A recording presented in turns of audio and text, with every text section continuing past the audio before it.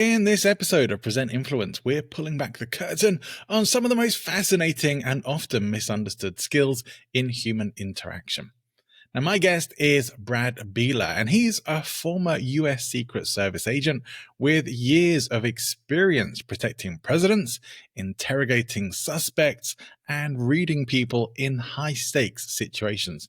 From busting counterfeit rings to detecting deception in murder cases, Brad has seen the best and worst of human behavior and has learned exactly how to tell the difference. Today, he's sharing insider strategies for building trust, creating powerful first impressions, reading audiences in real time, and spotting when someone's not being straight with you. Whether you're speaking on a stage or leading a team or simply wanting to understand people better, this conversation will sharpen your influence and persuasion skills like nothing else. We do actually kick things off on a bit of a sidebar because none of us will probably ever do this, but we're going to start talking about polygraph tests and whether they work and how effective they are. Can you really get the truth from someone with a polygraph? Fascinating stuff. Stay tuned.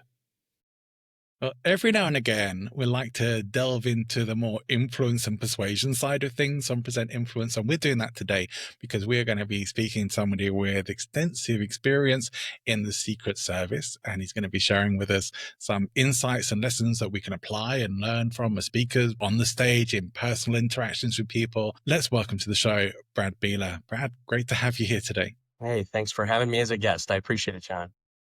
I've been looking forward to speaking with you. I haven't had anyone with your kind of background on the show since the very earliest days of doing my podcast back in, I think, 2019, early 2020. So it's been long overdue, and I'm very much looking forward to our conversation. But just to give us a little bit of background on you, within range of what you can actually tell us about your experience and your background with the Secret Service. No, I appreciate that, John. So basically, small town kid from the middle of the U.S. And during a Clinton visit when I was in graduate school, I was interning with the Secret Service, and I got to go down and watch the visit of the president, and I was more enthralled not by the president, but by the Secret Service. Just, these men and women that were doing what they were doing. And it was one of those things where I applied after being in law enforcement for a brief period of time. Got the job, started in Chicago, started working counterfeit cases, financial crimes cases, because a lot of people don't know that the Secret Service has kind of a dual role mission. We started in 1865, and one of the great ironies of history, we were signed into law by President Lincoln on the day he was assassinated, and it was to stop counterfeiting. And it wasn't until 1901 that our agency took over protection and has been doing so since. So did protection as well, did former President Bush as my protective detail, and then got into polygraph. So I spent about 17 years in polygraph. And the way we like to do polygraph is we would polygraph our applicants as far as to deem their suitability for the job, but we would also do a lot of polygraph examinations for the local police departments to give back to them for what they do for us. So hundreds of cases of child sex or sexual assault and murder, talking to those people. So very influence driven as far as getting those people to move from point A to point B in the process and potentially talk to you about something that's against their self-interest. You're basically selling them jail in that regard. Oh, wow. Lots there. And I was thinking, I definitely would want to come and hang out with you in the US because I'm going to feel very safe and protected. And I'm thinking, yeah, but you're going to know if I'm not telling, if I'm telling porcupines or anything like that. So, but yes, it's very, very cool background and very, very extensive. Thank you for sharing that experience with us. And probably one of the things that stands out particularly about what you're saying there was the whole sort of polygraph thing. I know we see a lot of that in films and media and always hear, I don't know how true any of this is because it is just from media, my knowledge of this, but that polygraphs aren't allowed to be submitted as evidence in court cases. But does that mean that they don't work, or do they work, or are there people who are just very good at cheating them? Great. What's the reality with these things? No, it's a great question. It's a tool, and it's a tool that we put in our investigative toolbox, right? Some people are like polygraphs that don't work or you can beat them. First off, the people that say you can beat them, if you go to a car mechanic, they're going to know what a car looks like. They're going to know how an engine runs, just like a polygraph examiner. If you think you're going to alter your physiology and I'm not going to be able to see it, okay, good luck with that. Also, would organizations in our intelligence community that place a lot of faith in polygraph, would they use an instrument that is flawed, that somebody can go online, learn how to beat? It would be like if our TSA would use magnetometers that people could beat by applying something to their bodies. It's just not like that. So that's the first myth as far as beating the polygraph. It's not, people can mess with the polygraph, but as far as beating it, going from a guilty person to an innocent person, very, very difficult. As far as, the utility of it, once again, just a tool. And I would say this, mammograms, yeah, they're 89% effective, 91% effective. Would you say we shouldn't do mammograms? So it's a tool that's diagnostic, that done at the right time, at the right place, to the right person, at the right point in an investigation is very effective for us in guiding that investigation and ruling people out and ruling people in. But it's not something that I think, because of different methods of training, that I think you should allow in court potentially in all situations. So I'm not one of those big advocates. I know it's not perfect. However, it is an amazing tool. It has caught terrorists, it has caught spies, and it's put a lot of bad people in prison. Certainly certainly for myself and my audience, we're very unlikely to be on either end of a polygraph test, either giving it or receiving it, but certainly fascinating to hear about that, and I appreciate it. But let me ask you, I mean, you must have some incredible insights into human psychology and understanding people and how they work, and being able to even, pick up on what's going on with people without a polygraph test. How do you develop that? Where does that come from? What the tools or systems or things that you use to help to read people and see what's really going on? Yeah, so good question, John. So some of that is obviously the learning about it. We have an extensive 6-month training academy with an extensive internship, but some of that is just years of experience where you see what puts people at stress and what takes people out of stress, what gives them dopamine, what gives them cortisol, right? And watching that reaction in real time, and then that being validated by the polygraph result. And over time, you kind of come to find out what these tendencies are. For me, my kind of journey in detection of deception started when I was 15, 16 years old. My best friend to this day is deaf, and having to speak with him and having to communicate with him and learning sign language and seeing how he reacts, or if he really communicated my message, really taught me to look at those micro expressions, to really look at someone's face when I'm speaking with them, because that's how you're gauging is what you just said. Did it bring stress? Did it take that stress away? And I think all too often we lose sight of that, is putting all of that together in the lyrics, the words we say, the soundtrack, how we sound saying them, and the dance, which is the body language. Is that too many people don't put all of those together. And I know a lot of the people that you're talking to in your crowd are presenters, and they may have somebody wrote them a great speech, and they can, they've got great material, but how they present it is terrible. Or they may be great at what they present, but their lyrics is terrible. It's lining all that up that is key to getting your message across.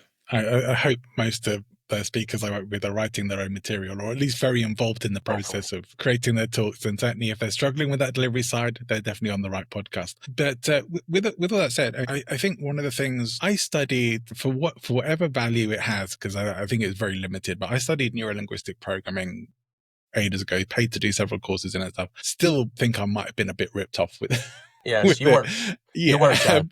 But I mean, is any of that, in your opinion, Very little. useful or valid? Very little. Very little, John. Is that that started in the 70s through the 80s. It was taught, eye accessing cues, looking up, looking to the right when you're doing this, when you're the left when you're doing that. So much of it's nonsense, and sadly, it's still taught out there. When scientists show time and time again, there's very little validity to it. I wish there was. One of the great gurus of body language, Joe Navarro, he will talk about how when it comes to body language, it's not great for detection of deception. And he's right. In fact, people that are very good at lying are very good at displaying body language that's indicative of being non-deceptive. So when you start looking for those cues of, is this person lying to me or not, and using NLP as a result, maybe you're going to be as wrong as much as you are right. And you're going to have confirmation bias when you start to see those things. And it's really going to affect your assessment in the long term. So yes, you were ripped. Thank you. I'm guessing NLP isn't something that gets taught in the Secret Service then. No, we don't. Now, I will say, when that came out, especially like micro expressions and stuff with Paul Ekman, that type of stuff is great. Like there are certain aspects of that I love. Like, if I say something to you and I see that furrowed brow instantaneous, or I see that contempt when I bring a topic up, oh, that's great. But that's not a micro expression. That's not NLP. me just looking at a macro expression that is flashed on your face. Micro expressions are literally in an instant. It's almost operating at the subconscious level.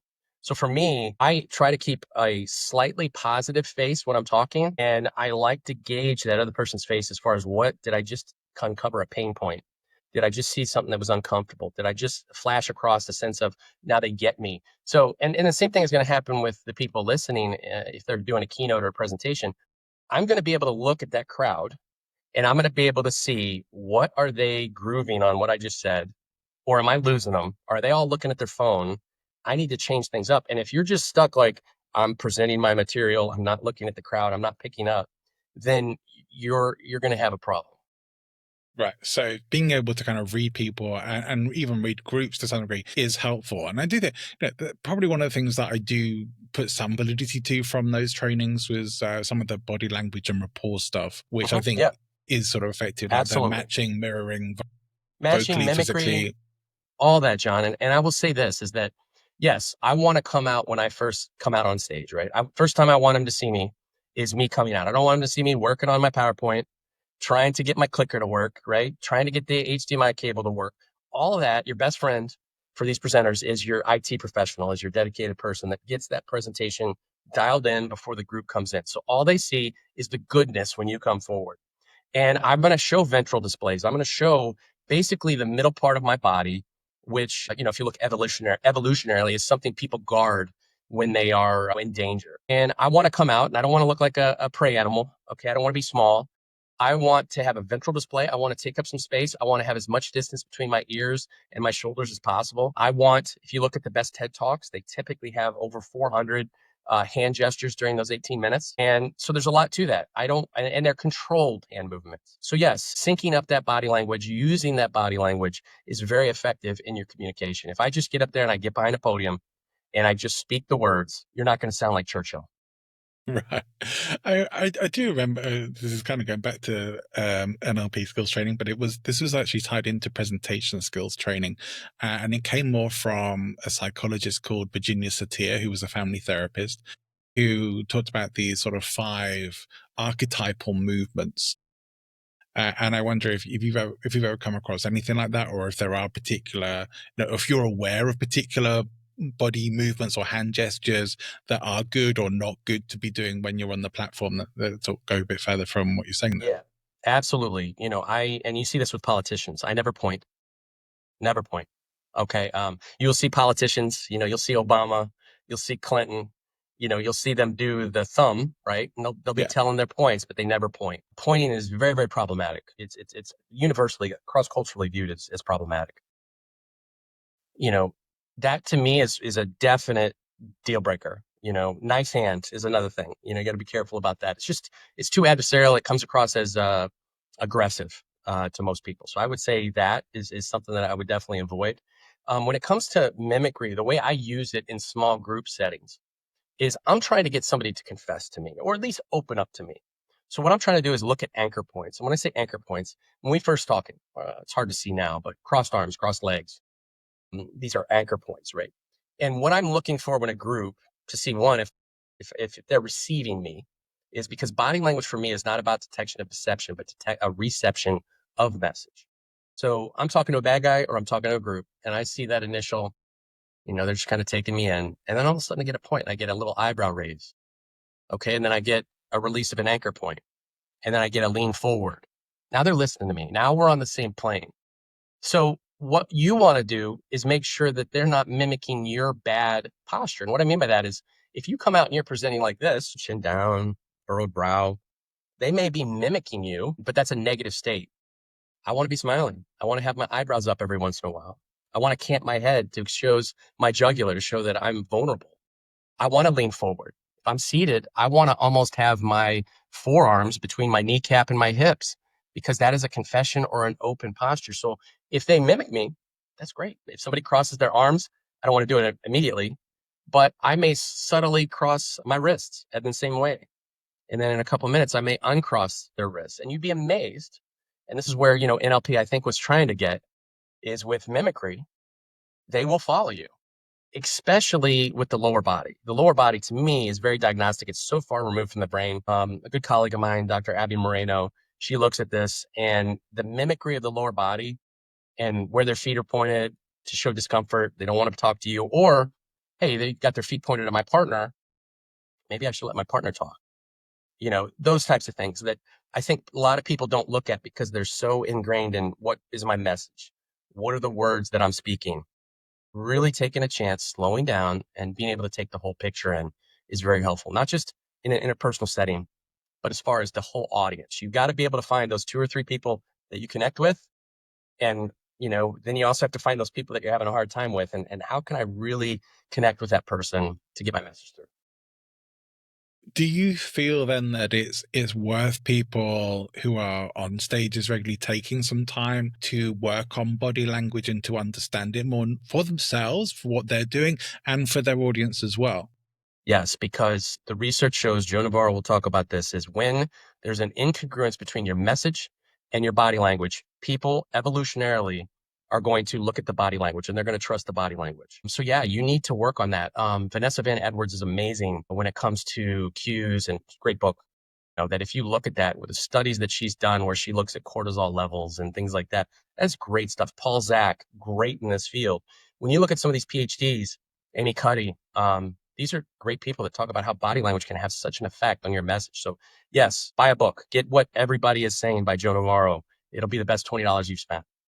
Yeah, I think God, that book's been around a while because I can remember reading it probably about 20 years ago. So yeah, so it's only been out for a while, and very worthwhile reading up on. It's good advice. Would you then say we should I tend to tell people they should film themselves as part of their practice to see the stuff. Would you say that's probably one of the best ways to pick up on it? You hit it right on the head. I'm glad you brought that up because I'll take my students. So I taught polygraph and interrogation for about 8 years at the National Center of Credibility Assessment, where all of our intel and law enforcement polygraph examiners go. And you would have people that would have an amazing message, but their body language was terrible, or their message was terrible, but their body language was good. And I would be talking to them and they would be like, I don't believe you, basically, or they'd be a little skeptical. No, I hit that out of the park. But if you sit there and I play the tape, turn the volume off, and I'm like, watch yourself. And I'm like, oh, that was too much or that was too little. Or I'm like, all right, I'm going to turn the TV off. Now I'm going to play your word. Your vocal tonality is so important, and it can be fixed, right? By taking a lozenge before you present and opening up your nasal passages, by doing a vocal warm up, by getting an app on your phone that costs 99 cents where you can train your voice to get vocal range, by altering your vocal range, by in times when we're talking about sensitive things, John, by just lowering my volume. When I meet someone, by deepening my tone. When I'm about to conclude, by deepening my tone. And the reason that's so important is because we are hardwired. When we hear a higher pitched voice, we associate that with danger, because that's how, before 911 and radios, a higher pitched voice signaled threat to our tribe. So I will deepen my tone slightly when I first meet you. Hey, John, my name's Brad. I introduced myself by my first name, not my title. Okay. I'm not going to say Secret Service Agent Brad. You're not going to confess to Secret Service Agent. You're going to confess to Brad. And handshakes, John, too many people suck at handshakes. You can't make a good first impression if you have a cool, clammy handshake. If it's a shake versus a hold, so here's a couple things you can do, John. These are so easy. I put spray antiperspirant on my hands. Okay, before I know I'm going to be shaking a bunch of hands. You will never get a wet handshake that's going to denote stress. I may be stressed like crazy. Okay, I'm going to have a warm handshake. So before I'm going to meet somebody, now I don't want to do it right in front of them because that says I'm nervous. I'm just warming up my hands. But I'm gonna do this right before I turn the corner to shake their hands. Or if we're at a table, I'll sit on my hands because that'll warm them up, so that when I greet them, they're gonna get a warm handshake from me. They're gonna get a dry handshake from me. And I'm gonna be slightly pronated. So I'm gonna be at like the 1 o'clock position. People like to pronate their hands, so they're in a closed position. So if I'm kind of unpronated, it's a great landing area for them. It's the lightest part of my hand. And what it's gonna show is I don't have a weapon. Okay. That's why we like to talk with our hands in front of us. That's why we like to use open gestures. I'm not a threat. And you can't impart knowledge into people. You can't get it until they trust you. So that handshake at a 45-degree angle where I don't hit the bones of their finger, okay, where I'm not checking their pulse, and it's a hold for about 1 second. It's not a shake. Yeah. I don't want you to have palsy when you're talking to somebody. That's we're at the United Nations talking to a world leader type photo op. That's when you shake hands. The best handshakes are it's a brief handhold, and then we open back up and we stay ventrally aligned. Too many times in law enforcement, the people I teach, they close off their body language, or they open their body language almost to blade themselves, because that's what they've been taught. That is not a friend gesture, and that's very problematic when my people do that. So once again, I want you to expose your ventrals. I want you to expose your jugular. I want you to give that eyebrow flash when you introduce. All these are easy, scientifically proven friend signs that you can use in any type of interaction to help you. I know I do the eyebrow flash thing a lot, Yeah. but the other stuff I'm definitely going to be focusing on that. It's funny because I was going to ask you about sort of shaking hands and meeting people one-on-one, and like, okay, Yeah. well, that was some great advice I've not heard before, and I'm going to be doing that. I'm going to be carrying some antiperspirant with me. And there you go. This thing you're saying about sitting on your hands to warm, that definitely makes a lot of sense to me. I think my hands generally are pretty warm anyway, so I'm not too worried about that, but they do get the old sweat going. But there's like research that has been, I think people feel warmer when they hold a warm drink to a cold drink kind of thing. Well, they're going to feel warmer when you have a warm handshake to a cold one, right? Well, and John, also, like, so I got a coffee here. Yeah, my hand's going to be warm when I hold this. So if I offer a bad guy I'm talking to a coffee, he's going to associate that with warmth. I give him a cold water, he might associate that with cold. And also the other thing about it is, if I'm holding this, John, it's sweating, it's cold, it's wet, and then I go to shake your hand, that's a problem. You're going to associate cool and clammy with me. You're going to attribute that to I'm nervous, and I'm not. I'm just holding something that's cool and clammy. So if you're going to hold something that's cold, take a napkin and have the napkin be on the other side of this, because you're going to be mixing and mingling after your keynote or your presentation. The last thing you want to do is shake their hand, and they're like, that's kind of weird. I think I'm going to have even to at a subconscious level. Yeah. I think I'm going to have to do a little accompanying paper for this for people to download, so they can get all the tips and stuff written down. But this is great stuff, and stuff that I will definitely do. A lot of this seems to relate to particularly to first impressions. So I wonder if other than some of the body language and handshake stuff with first impressions, whether there are other things that we can do to help create or maybe even curate a good first impression. Yeah. So when they say first impression, just so we're clear, we're talking horns, halos on that person that we affix in less than a second. We visually look at this, and the whole point of a first impression is, am I in danger? Okay. Am I in danger? That's what people pick up. And a couple stories with this real quick, John. I think you used to be a flight attendant, right? I did, yeah. Okay. Well, and the reason I bring this up is I was recently on a flight far too much. And I was on a regional jet, hit a bunch of turbulence. And there was a young female seated in the aisle next to me, and first time flying, I think, and scared, And I said to her, she's like, are we going to crash? This. I said, look at the flight attendant. And I said, what's the flight attendant doing? She said, he's just sitting there smiling. Life is good. Now, that could have been a complete act, and maybe that's how you train, John, right? But the impression she got from looking at the person in your role was, we're good to go. Okay, this flight attendant's done this a hell of a lot of time before me, so this situation is good. And that's a lot of what first impressions go by, is they're looking for that heuristic of, am I safe or am I in danger? I'll give you another story real quick. My partner and I are doing a search warrant, and we're clearing the house, and we come across two dogs. And I never want to have to shoot a dog, but I see a pit bull and I see a chihuahua. And what do you think? Who do you think got the halo, and who do you think got the horns on that one, John? Well, you would tend to assume it would be the pit bull, but I know Chihuahua's a mean little so-and-so. Yeah. And I made that mistake. And that's why first impressions are terrible. Evolutionarily, they were great, but I put the halo on the pit bull. And unfortunately, as my partner and I were addressed that, the Chihuahua came from behind and jumped up and grabbed my groin. And luckily, I had some tactical pants on that were very thick. And my partner to this day still laughs at the Chihuahua kind of being like a trapeze artist on my groin. Luckily, there was no permanent damage, but it was how a stern lesson where you never judge a book by its cover. You do that. No, absolutely. You do that from law enforcement to say they have a gun in their hands. So first impressions for me are looking at hands and faces. So if we can show our hands, if we can show our body, if we can show our faces, that's first impression. Then we start getting into what I call a second impression, and that's where the other senses come in. That's where that deep voice, okay, now they've had a chance to hear you.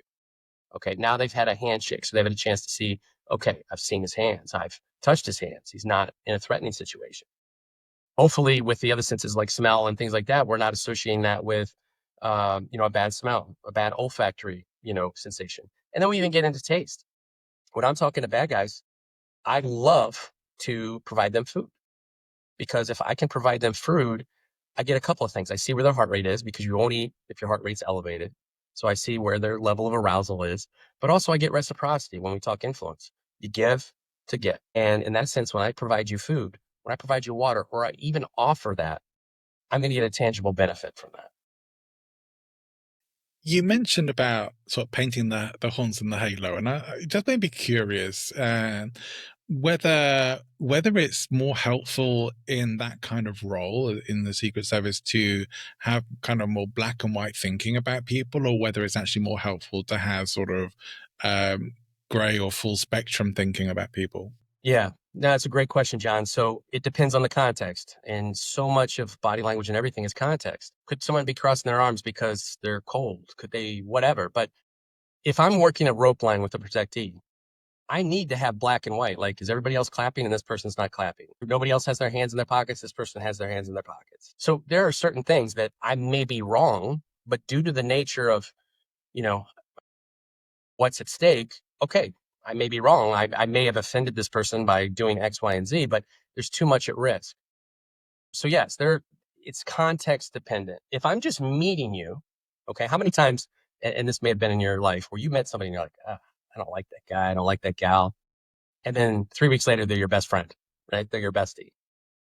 Just, it's hard to get to that sometimes. We usually don't have that ability, but we are very, very wrong in our first impressions many times. And with Polygraph, I made that mistake many times where I listened to the detective and the detective told me, yep, this guy did it. And that changed how I approached or who I did the polygraph on. Or this applicant, man, this guy's the greatest applicant we've ever had. And then 3 hours later, they've admitted to some horrific previous criminal activity, because you don't truly know what's in people's past. So what I like to say is first impressions for safety, but then keep an open mind. And if you do that, that's going to be a lot more helpful for you in the long run with your friendships and your personal and professional life. I like that. I like to think that's how I operate as well. You know, I always think of if you ever come across Don Miguel Ruiz's book, The Four Agreements, and he did a fifth one, which was kind of about uh, but stay skeptical. It's not Yeah. worth. It's honestly not worth reading the whole book for, because it Yeah. is just that.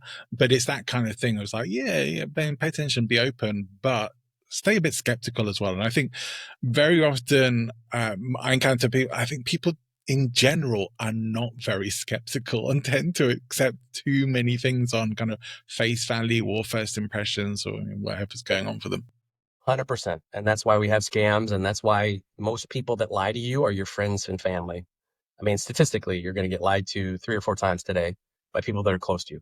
Probably very small lies, self deprecating, or, they don't want to hurt someone's feelings. But lies are what is the social lubricant. They say alcohol is the social lubricant, lies are the social lubricant. You've probably seen those movies where nobody lies in society, and we couldn't function if we didn't have lies, right? I agree. I think we do need them. They are kind of protective buffer mechanisms. Some of them are harmless, some of them are helpful, some of them are dangerous. There's levels of everything. But I do think a lot of it is for us, tied into our desire to keep ourselves as the hero of our own story. Yeah, right. You get to choose your own story by doing that, and you get to be, like you said, the hero, or at least not the shameful victim, right? Sometimes it's not about being the hero. It's just, how do other people view me, and can I alter that message? And there's certain ways that you can check for that. I don't know if you ever want to get into that, as far as if you think people are lying to you. We are very bad at this, but there are certain things you can do to kind of enhance your ability, I guess, to catch people when they're not being straight with you. It's maybe not the thing that speakers most need to know about, but it is fascinating. So let's have a little read down that rabbit hole. Sure, absolutely. I mean, what it boils down to is, if somebody's telling you a tall tale, or think of it this way. Are you a dog owner, John? I have been, but not at the Okay. moment. So you can have a dog on a leash, or you can take the dog off the leash. So it's an open-ended question if they're off the leash, and it's a closed-ended question if they're on the leash. So that's the metaphor I kind of want to use. And we always hear about questioning. Open-ended questions are great. They're great, but they allow the other person to tell the story that they want to tell, right? And you've probably been in a situation, John, where I think somebody maybe was telling you it's all tail. Once or twice. Yeah, I make this much money, or they're going on a tall tale. And you don't want to just completely confront them. Let's say, for instance, somebody says, hey, in high school, I scored 40 goals at my local club, whatever, whatever. And you have no way to verify that. There's no internet posting of it. And you're just listening along, but there's no way Bob scored 40 goals for his local club, right? So here's how you cover it up. As Bob's saying, yeah, I scored 40 goals, you say, wow, you scored 40. Now we just put Bob on the leash. And Bob has to make a choice. He has to choose his own story, as you said earlier. And the spotlight is now on him. And the cortisol's dumped. And he's like, oh my God, I may get caught in a lie. And a lot of times what Bob is going to say, well, I can't remember how many, but it was a lot. Because that's his self-effacing way to walk back on that lie. So that's a good way. I use that a lot in my everyday experiences, just to ask the question, like, wow, you did that?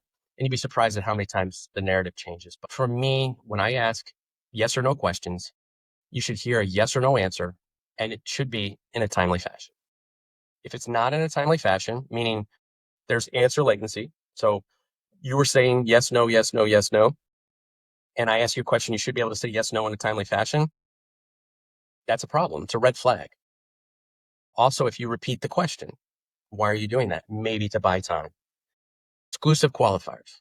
Usually, normally, for the most part, things like that are things that I look at.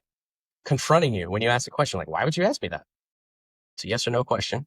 If it's a good question, they shouldn't be confronting you about it. Inserting truthful details into the question. So, did you take money out of my purse? I didn't take that $50.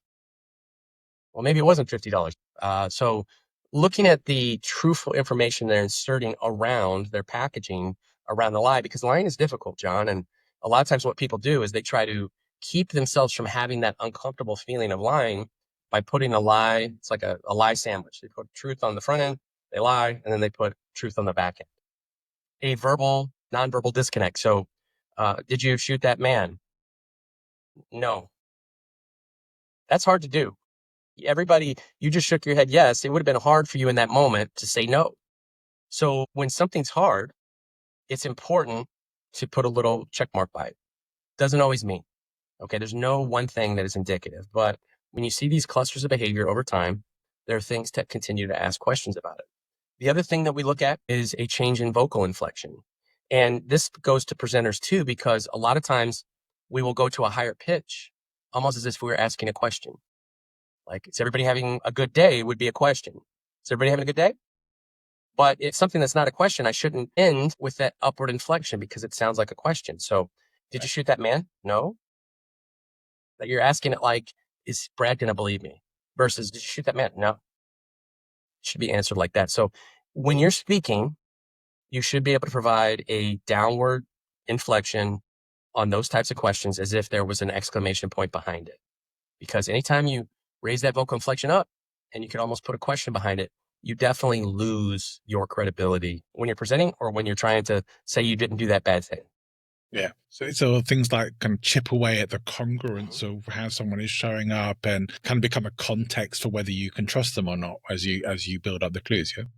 Correct. 100%. In that we put so much out into the world now, John, and that 20, 30 years ago when we were growing up, I'm not dating you, but you can date me. I'm older. People, when they wrote their diaries, what they do, they put it in a locked book and they put it under their bed or in their nightstand, right? What does people do with everything now? Social Put it media, out right? to the world, right? Yeah. Which is a blessing and it's a curse. It's a blessing because if I'm preparing to present to your group, I had all kinds of information about the attendees and the people that I can shape that message. But if somebody wants to do a bad thing to you, they can socially engineer likes, interests, that they can utilize to get past that critter brain, that amygdala that's saying, should I trust this person or not? Because they can come up with shared interests. You can look at my background and the books that I'm reading and my challenge coins and my polygraph and pictures with the president, whatever, boat, baseball, other things here. And you can say, man, I could use that against Brad if I met him. What I'll do is if we're doing a search warrant or we're going to talk to somebody, I'll look at their Facebook, their Instagram, their TikToks. If I walk through their house, I will take in books, movies, things that are in their background, and I will shape my message accordingly. So I can be on their metaphorical radio station, kind of their Spotify, their perfect Spotify channel.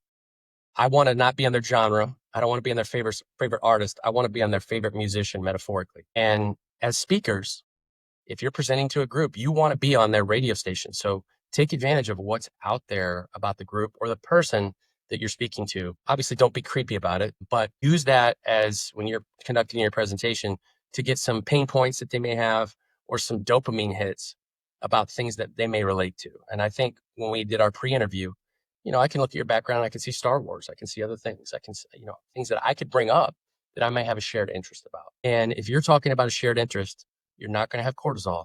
You're going to have dopamine. You're going to have a good experience, and you're going to associate me with that good experience. Associations are very, very powerful tools, and I think most of us are unconscious that. I think it is a case of, again, lack of skepticism. Yes. Sometimes lack of critical thinking, that we don't think people would be so calculating or preparative things. Again, why people get scammed so much, I guess. But it is fascinating, and even when you know this stuff, you're not fully protected against it, right? We're all susceptible to things that can trick us psychologically, or to people, trusting people who we maybe shouldn't be trusting, partly because we want to. We can override. I think we can override the red flags sometimes, right?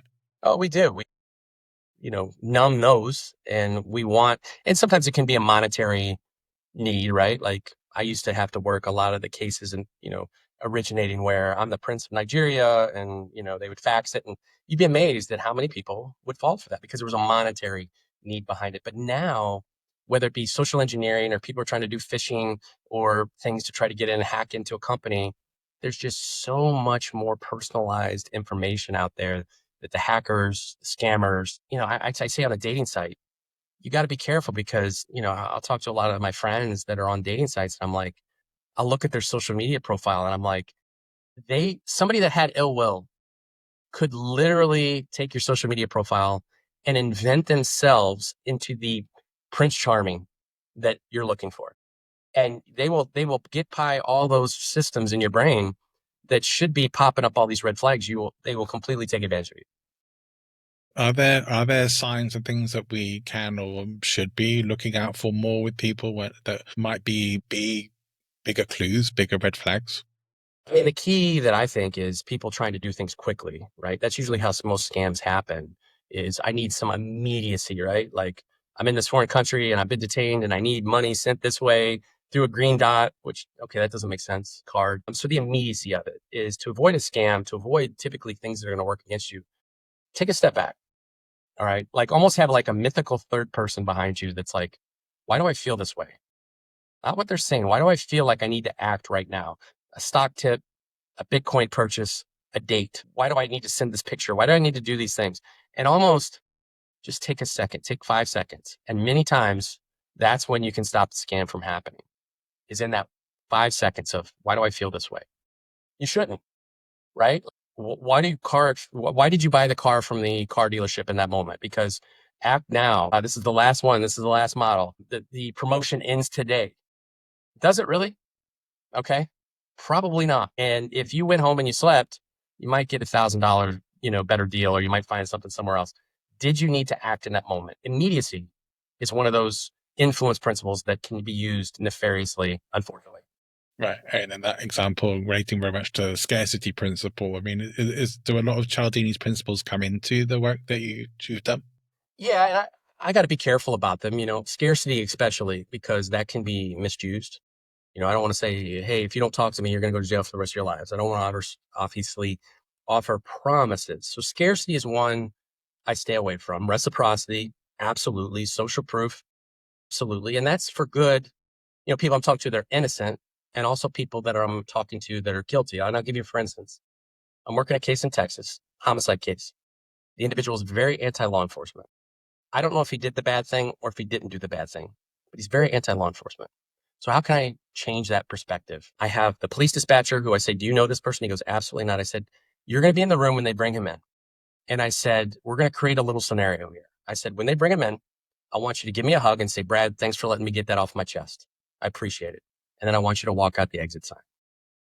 Now, that interaction to the guy that was very anti-law enforcement, scared, When he sees that, what does he think about me? I'm fair. I'm honest. I'll listen to him. I won't jump to conclusions. That is going to be as effective for me if he is innocent or if he's guilty, to get him in the right headspace. Now, in that situation, it worked out for us where he admitted to killing the female in question, and it was a positive result. But if he didn't have involvement in it, it would have got him in the right headspace where I could have been able to determine that. So social proof, even saying things like, hey, I've done this 1,000 times when I've done it once, is going to make people, who do you want to work on your knee, John? Do you want to work the person that they just got out of school, or the dentist that just got out of dental school, or the person that, they got the plaque on the wall, or the football jerseys on the wall of all the people that they did surgeries on, right? So the social proof is definitely reciprocity.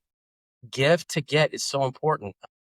I always give water. I always give drinks. I was in Japan working a protective detail, and I gave $1.50 service pen to my Japanese counterpart after 3 days, just as a nice gift. There was no ulterior motive.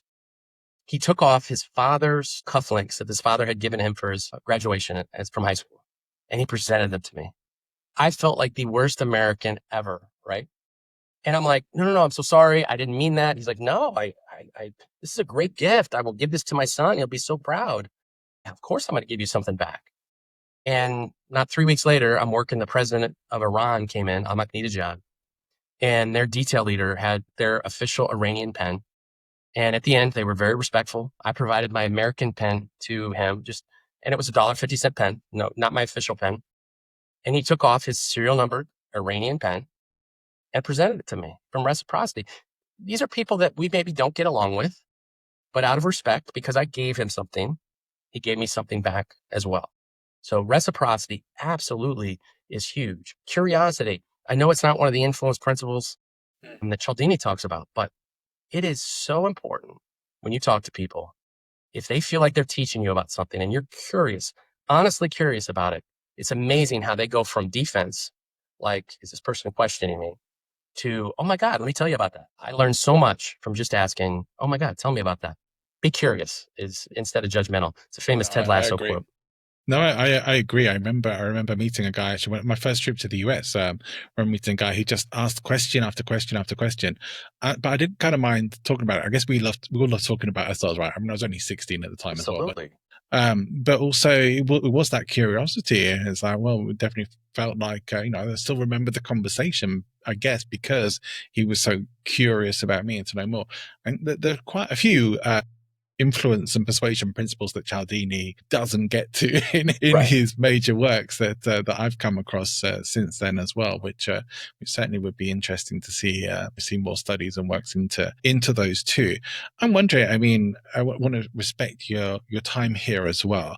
Are there any other things that elements of influence or persuasion that you're aware of that you think might be useful or helpful for speakers or communicators to at least be aware of, or maybe even to use in their day-to-day or in their presentations? Just now, as far as asking questions, right, is that when we talk about ourselves, we're going to go to things that give us that dopamine hit, or we're definitely going to avoid those things that give us those cortisol, and they are going to associate that with you.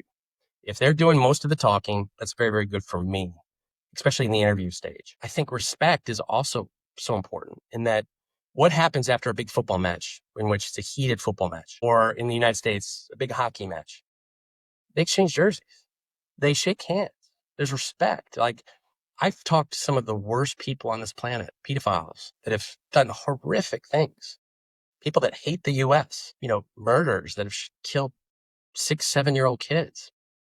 But I can't show the disdain that I'm showing you right now when I'm talking to them. I have to show them the respect as a human being. I provided you, Maslow's hierarchy of needs. Did I make them feel safe? Did I make them feel like they were in a good place? If you want to think of the Catholic faith, how would a Catholic priest get somebody to open up? He would create a private environment. Okay. If those confessionals were fish bowls, nobody would want to talk. If that Catholic priest was judgmental and said, really? You did that? Obviously, that would shut down conversation. If there was a microphone in there that was projecting it to the outside world, that would be a big problem. So respect is very important. I think that as far as not judging that other person, even when they tell you horrific things. And observation. Too many times we are outputting and we are just ships passing in the night, this transactional talk, what that person did that made you feel so good on that flight, that asked you all those questions, that made you feel great because you're not used to that. We're all used to just outputting and not really listening to other people. So using those active listenings where, I'm summarizing what somebody's saying, I'm giving them those empathetic statements afterwards. Oh, that must have been so hard. Or those false statements, or, just, things in which I'm forcing those follow-up questions or follow-up answers from them. I'm giving them those minimal encouragers as they're talking and giving those signals of interest, with that eyebrow flash or whatever, that's letting that person get that dopamine hit that is going to allow them to, once again, to open up and tell you more. Because when somebody feels like they can tell you anything, they're going to tell you everything. Okay. And that's ultimately where we're at. That's the name of my book is Tell Me Everything. So that's something that, coming out next February, if I can get a shameless plug in. Yeah, of course. Well, I was about to ask you about your book. I know but you were. you Tied in there. got there first. So it's going to be called Tell Me Everything, and it'll come out in February. What can we look forward to with that? Some of the stuff that we talked about here, but what I try to do, John, is literally take from start to finish of a conversation. How do we prep for it? How do we get that first impression? How do we use our senses to get the other person in the right headspace? How do we use influence? So, I like to talk about social proof, curiosity, observation, respect, and exchange. I talk then about, once people are disclosing to you, what are some signs that you can see if they're not being 100%? And if they're not being 100%, how can we non-confrontationally get them to open up with still preserving that relationship by getting them to, say they did that bad thing? Hopefully that's going to help parents. Hopefully that's going to help business leaders when they're talking to their employees, things like that. So hopefully it's going to be something that you can use in sales. You can use in negotiations. Obviously in law enforcement, you can use it as well. So hopefully, hopefully it'll be something that people will find interest in. I'm sure you'll put in the show notes, LinkedIn links and stuff. And anytime I can be maybe we have you back when the book's out, because I think there's definitely more we could talk about. Absolutely. Anything that if people want to connect with me, I will gladly, if I can't answer the question for you, thankfully I've got a good Rolodex of people that hopefully can answer that question for you. Awesome. Brad, I look forward to the book. I think I'm definitely going to have to put together a little comprehensive free study guide for our listeners. So if you want to go and check that out, it'll be in the YouTube notes. It'll be in the show notes. Go and get that, and I will make sure I'll get AI to create a nice little summary for you all. We love AI. So you have to try and remember everything we had today because we covered a lot, but it was really good, gold stuff, and really helpful, very interesting. Brad, thank you so much for coming and sharing all this with us on Present Influence. Thank you very much, John. Well, fascinating stuff from Brad Beeler there. I think, as I mentioned to Brad at the start, my last time chatting with anybody with Secret Service experience was years ago, and that was fascinating too. This time, I think I had better questions to ask and was super fascinated by his answers. So it's like part body language decoding, part influence and psychology, and part streetwise Secret Service savvy. One of the things Brad talked about today was about how people often trust body language over words, and how to make sure yours matches your message. And this is part of that congruence that we want to make sure we have. It's one of the charisma killers. If you're not already registered for the Charisma Killers event tomorrow, it's going to be free on LinkedIn and YouTube. You can catch it there, or you can catch the replay. I'm going to be doing this as a monthly event. So if you don't make it on the 14th, you can come back again next month if you'd like to join us for the live. But I'm definitely fascinated by things like handshake tweaks that make a world of difference to your first impressions. I'm going to make sure that my hands are dry the next time I'm introducing myself at a networking event. But also being able to read your audience in the moment and adapt your delivery instantly. This is critical stuff for speakers, for stand-up comics, for anyone who's doing any kind of presentation work. Really is so important to understand why curiosity and respect are underused persuasion tools that can open a lot of doors. So Brad's upcoming book, Tell Me Everything, is going to dive even deeper into these skills and is due out in February next year. So do make sure you're following Brad if you want to go deeper on these topics.